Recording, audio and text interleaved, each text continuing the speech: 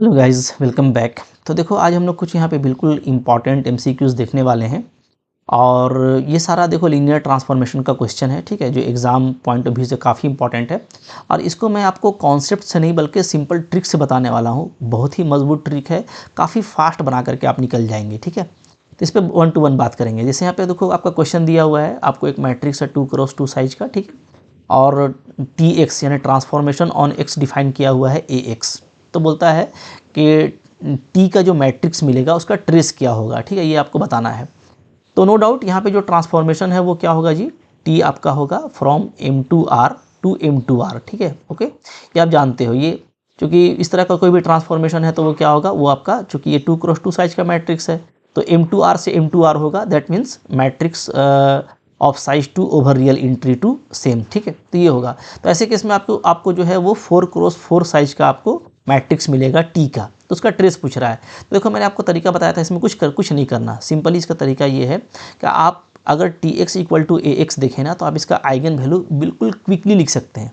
Last lecture में मैंने आपको बताया था ट्रिक, ठीक है। जैसे यहाँ पे देखो, आइगन वैल्यू क्या है, आइगन वैल्यूज ऑफ ए है, यहाँ पे सिंपली क्या है, 1 और 2 है, दिख रहा है हम लोगों को, ठीक है। तो आइगन वैल्यू ऑफ टी क्या हो जाएगा, तो आइगन वैल्यू ऑफ टी यही सेम होगा, बस इसको रिपीट करेंगे 2 बार, ठीक है। 2 बार क्यों रिपीट कर रहे हैं, इसलिए कि आपका यहाँ पे 2 साइज का मैट्रिक्स है। जितना साइज का मैट्रिक्स रहेगा उतना बार ए के ईच आइगन वैल्यू को रिपीट कर देना है। तो 1 को भी 2 बार और 2 को भी 2 बार, तो ये हो गया, ठीक है।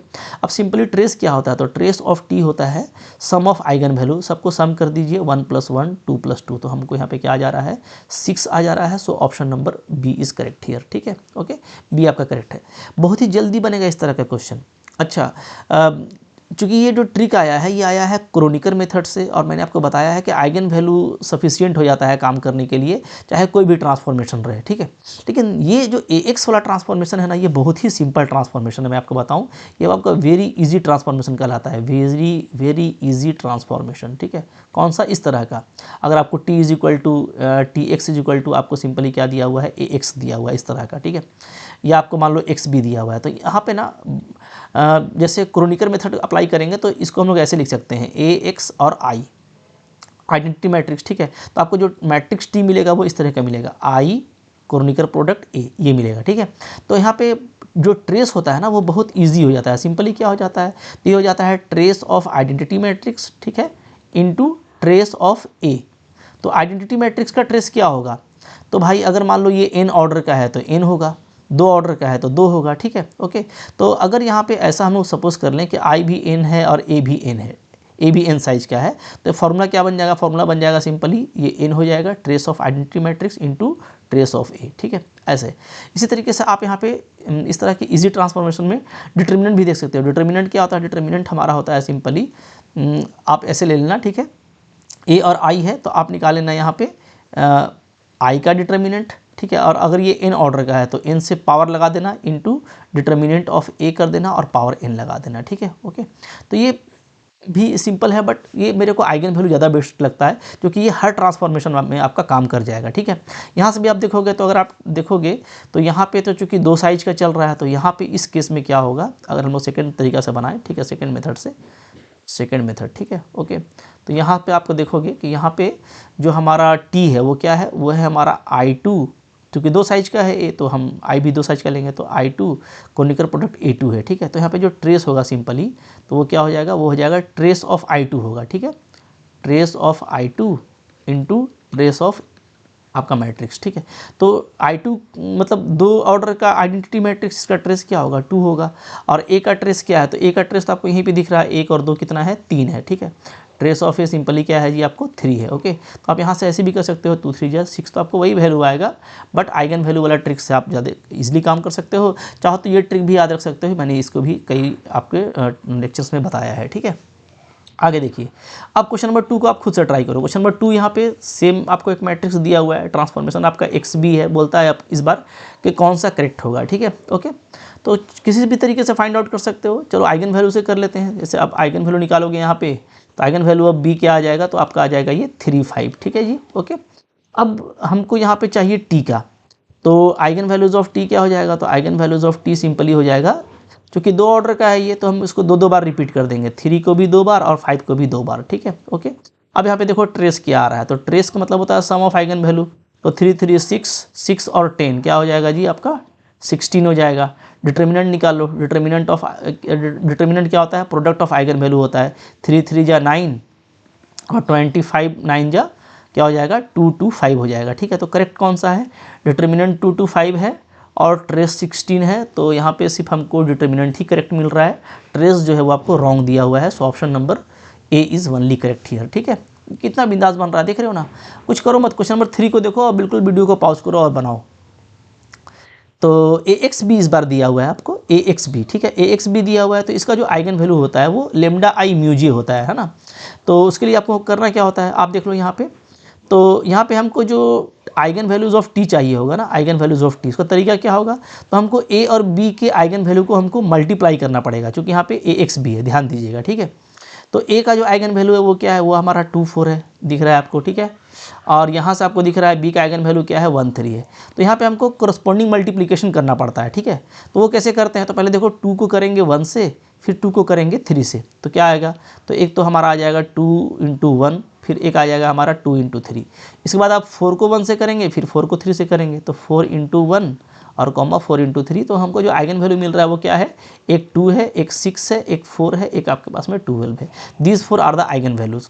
अब यहाँ पे देख लो कि आपका ट्रेस क्या आ जाएगा। तो अब अगर आप ट्रेस देखोगे तो ट्रेस सिंपली सबका सम होता है। ठीक है, 2 6 8 8 और 4 12 12 24 आ रहा है। ठीक है, ट्रेस हो गया। डिटर्मिनेंट क्या आ जाएगा जी, तो डिटर्मिनेंट होता है प्रोडक्ट। तो 2 6 जा 12 12 4 जा 48। ठीक है, और इंटू 12, इसको आप मल्टीप्लाई करो तो 12 8 जा 96, सॉरी 6 बचेगा यहाँ पे, 12 8 जा 96 और 9 और आपका फिर 5 7 6 आएगा ना। ठीक है, ओके, चलो, तो ये आ रहा है हमारे पास में। तो 5 7 6 तो आपको नहीं दिया है, ट्रेस ओनली आपको 24 दिया है। तो यहाँ पे ऑप्शन नंबर हमारा सी जो है वो करेक्ट है। तो देखिए कितना फास्ट बन रहा है, कुछ करना नहीं है, बिल्कुल मोहब्बत से काम करना है। ठीक है, 4 नंबर को देखिए। 4 नंबर में आपको ए एक्स प्लस एक्स बी दिया है। ठीक है, तो ऐसे केस में जो आपको टी का चाहिए होगा आइगन वैल्यू, वो सिंपली ए और बी को हमको ऐड करना होगा आइगन वैल्यू को। ठीक है, ये आपको पेयर वाइज एडिशन होता है, ये सब हम लोग पढ़ चुके हैं अच्छा से। तो अगर आप यहाँ पे देखोगे तो हमको टी का जो आइगन वैल्यू चाहिए होगा वो सिंपली ए और बी को हमको ऐड करके चाहिए। ठीक है, तो ए का आइगन वैल्यू क्या है 1 1 है, जैसा कि आपको दिख रहा है, अपर ट्रायंगुलर मैट्रिक्स है। बी का आइगन वैल्यू हमारा 2 2 है। ठीक है, उसको पेयर वाइज ऐड कीजिए। ऐड करेंगे, कैसे ऐड करेंगे जी, तो 1 को 2 से ऐड करेंगे, फिर 1 को 2 से ऐड करेंगे। ठीक है, तो 3 मिलेगा, फिर 3 मिलेगा, फिर 1 को 2 से ऐड करेंगे, 1 को 2 से ऐड करेंगे, तो फिर से हमको 4 टाइम्स 3 ही मिल रहा है। ठीक है, तो यहाँ पे नो डाउट ट्रेस निकालना काफ़ी ईजी है। सबका सम कर दीजिएगा 12 आ जाएगा, डिटर्मिनेंट सबका प्रोडक्ट कर दीजिए तो 3 का पावर 4 यानी 81 आ जाएगा। ठीक है, अब आप देख सकते हो कि डिटर्मिनेंट आपको करेक्ट दिया हुआ है और ट्रेस करेक्ट नहीं है। So option number B is only correct here. कितना सिंपल है, देख रहे हो ना, जो ट्रिक्स है ना उससे बस आपको काम करना है। ठीक है, ए इंटू बी होगा, ए एक्स बी होगा तो पेयर वाइज मल्टीप्लिकेशन करना है, ए एक्स प्लस एक्स बी होगा तो पेयर वाइज एडिशन करना है। ठीक है, और सिंगल ए एक्स या एक्स बी होगा तो हमको आइगन वैल्यू को रिपीट करना है, इतना ही ट्रिक है। ठीक है, अब देखो यहाँ पे एक क्वेश्चन दिया हुआ है, ये मिक्स्ड फॉर्म में है। यहाँ पे आपको ए एक्स भी दिया है, एक्स बी भी दिया है और प्रोडक्ट भी दिया है। ठीक है, तो आप देख सकते हो जैसे ए बी सी 3 है ना, तो ए का जो आइगन वैल्यू है वो आप सिंपली लिख लो, यहाँ पे 1 3 है। ठीक है, बी का आइगन वैल्यू हमारे पास में 2 4 है और सी का आइगन वैल्यू मेरे पास में 1 1 है। कुछ करना नहीं है, हमारे पास में जो टी बनेगा वो बनेगा, हमको ए और बी को पेयर वाइज ऐड करना है और सी को सी से ही, चूँकि सी एक्स सी है। ठीक है, तो सी को सी से ही हमको पेयर वाइज मल्टीप्लाई करना है आइगन वैल्यूज़ को। तो यहाँ पे आपका ये 1 3 आ गया। ठीक है, ये आपका यहाँ पे 2 4 आ गया, इसका पेयर वाइज एडिशन होगा और फिर हमारा यहाँ पे 1 1 का जो है सी का आपस में पेयर वाइज मल्टीप्लिकेशन होगा। चलिए कर दिए मोहब्बत से। ठीक है, तो 1 को 2 से करेंगे 3 आएगा, 1 को 4 से करेंगे तो 5 आ जाएगा, ऐड करेंगे। ठीक है, 3 को 2 से ऐड करेंगे 5 आएगा, 3 को 4 से ऐड करेंगे तो 7 आएगा। ठीक है जी, चलिए अच्छा, फिर यहाँ पे मल्टीप्लाई कीजिए 1 को 1 से, इसमें तो सब मल्टीप्लिकेशन आपका 1 ही आएगा। 1 को 1 से करोगे 1। ठीक है, तो पहले इस 1 को लेकर के दोनों 1 से कर दीजिए, फिर इस 1 को लेकर के दोनों 1 से कीजिए, तो हर केस में आपको 1 ही आ रहा है। ठीक है, ओके, तो यहाँ पे मोहब्बत से देखो, ये आपको दिख रहा है 1 1 1 और 1। अब इनको आपस में ऐड करना है। ठीक है, ओके, इसके वजह से तो हमको जो आइगन वैल्यू मिल रहा है वो मिल रहा है 4 6 फिर 6 और फिर आपका 8। ठीक है, 4 6 6 8 मिल रहा है। तो यहाँ पे अगर आप ट्रेस निकालोगे मोहब्बत से तो ट्रेस क्या आ जाएगा, सम कर दो 4 6 6 8। ठीक है, तो यहाँ पे हमारा हो जा रहा है 24, इट इज़ ट्रेस।